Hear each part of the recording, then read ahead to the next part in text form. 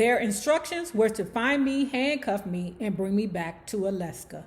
I jumped my bail. You knew that. We knew that, girl. We knew that you wasn't gonna go back. This is the baddest bitch in the industry. The only bitch close to her would be the Whitney Houston.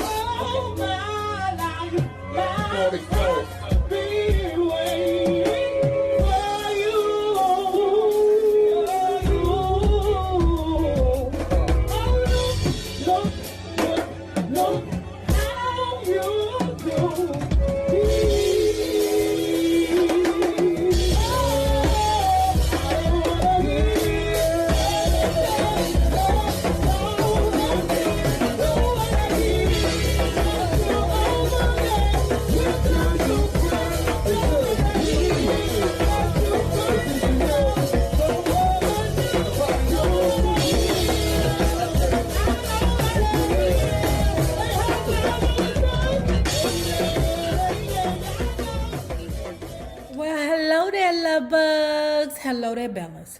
If you have not already done so, please remember to like, share the Facebook, and subscribe, because it is so important to our success here on the YouTube.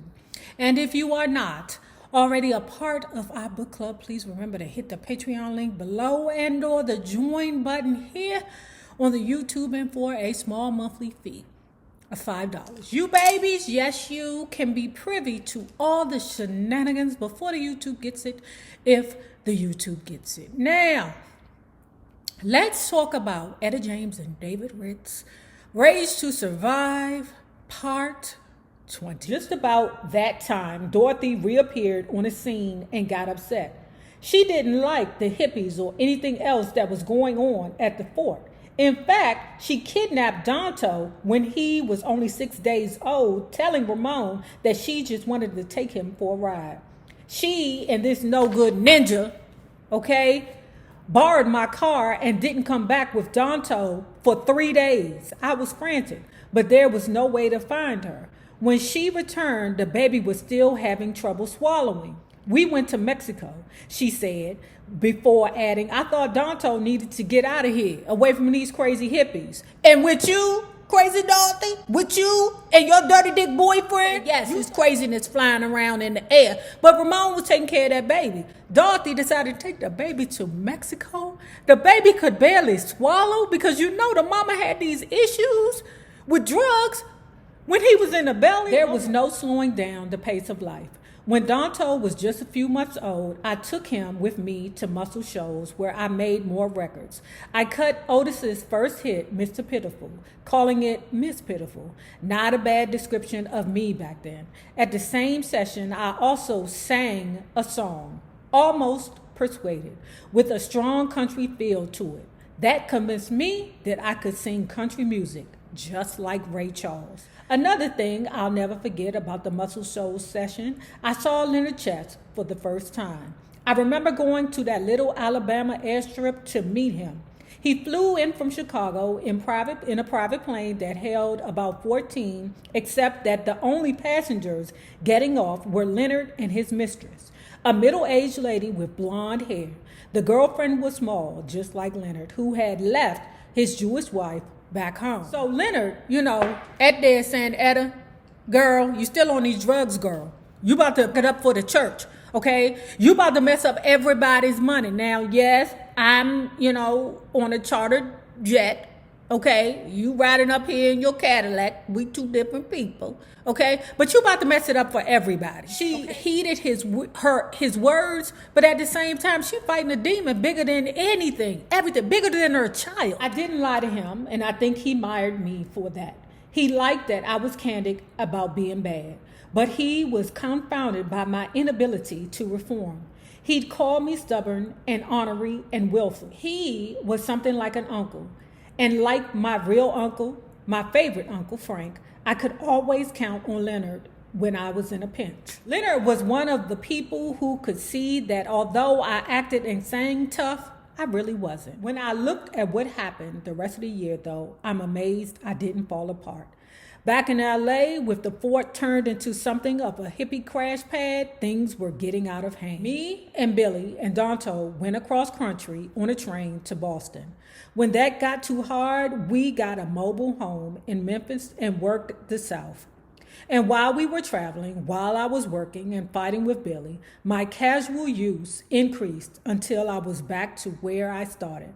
My Junkie Jones got serious all over again. On the way back to California, we stopped in Vegas, which was where Danto got sick. I rushed him to the hospital, but they wouldn't admit him without a deposit. So she went to pawning shit, okay? Because she loved the junkie, the dragon, but she loved her baby enough, to be like, hold on.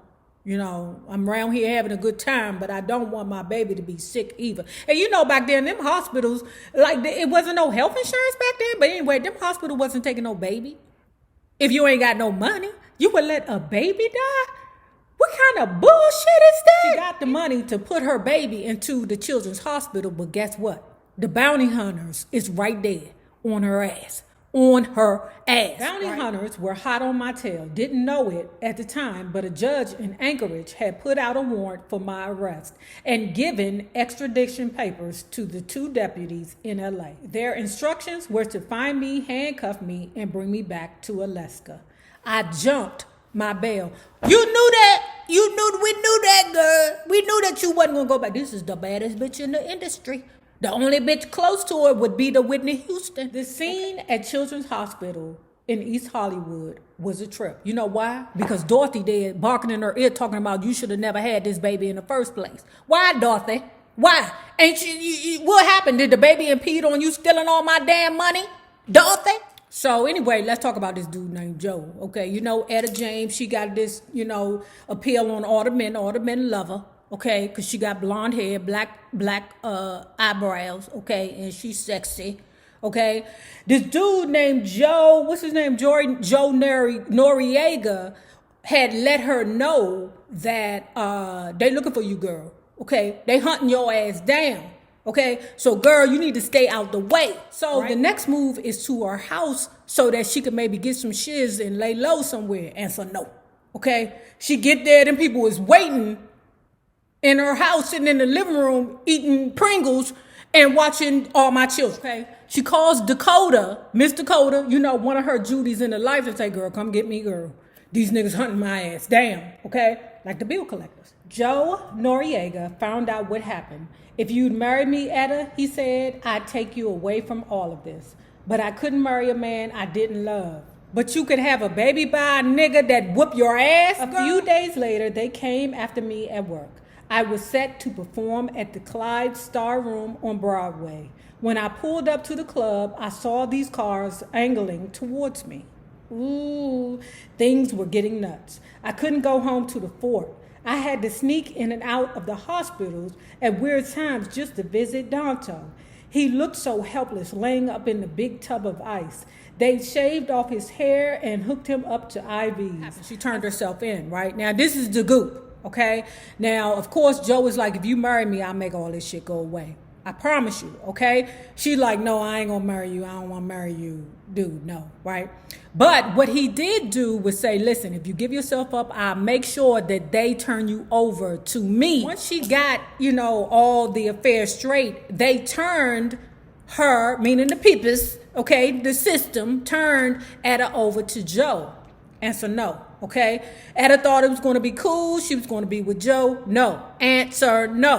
What happened was the big daddies, the big federal, bounty hunter, marshal people came in and got her from Joe. Okay, we the big people. Okay, you may be what you are, but this is on Fed level right here. Okay, bruh, stand down. We got this. Without being able to say goodbye to Danto, I was handcuffed and rushed to the airport.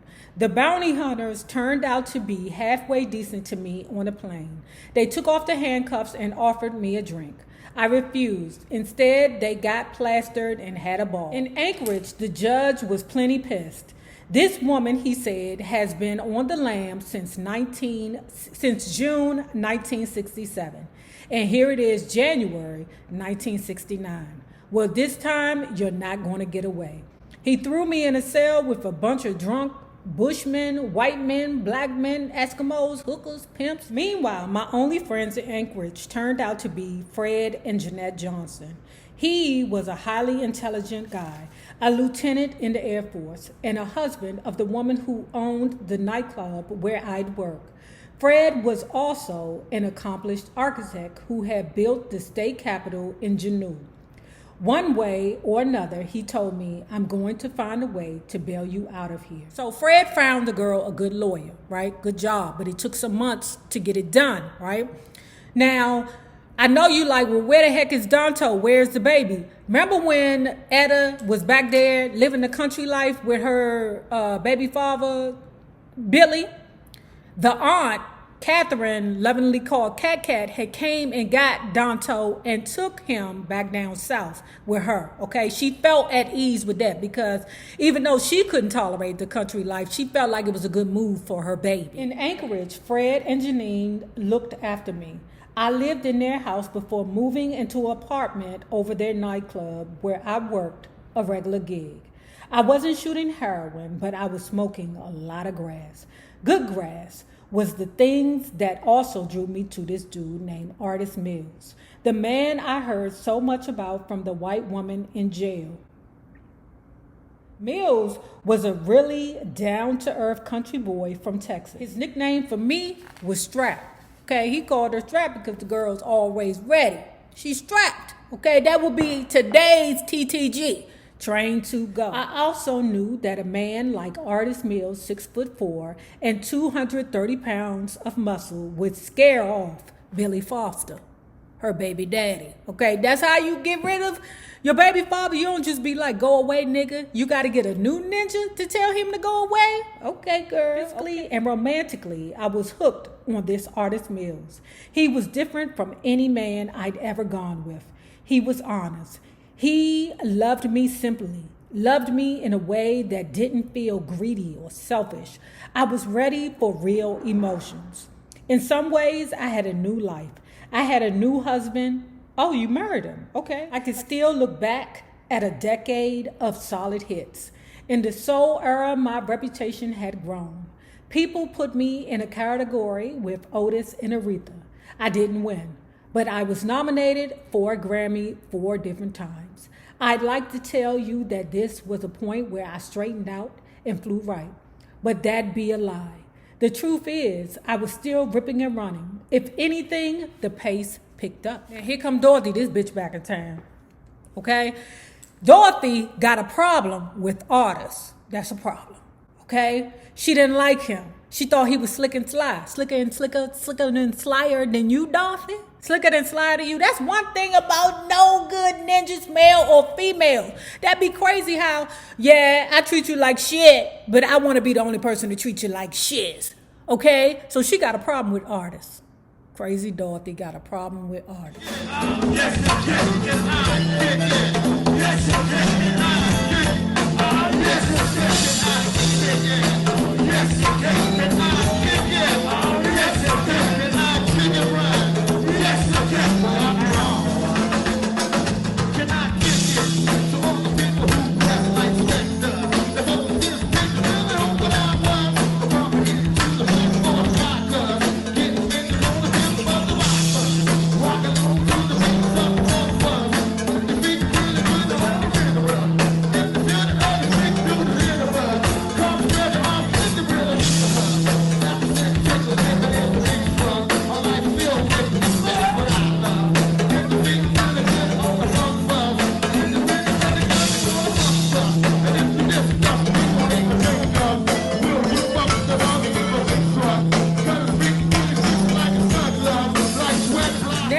If you have not already done so, please remember to like, share the Facebook, and subscribe because it is so important to our success here on the YouTube.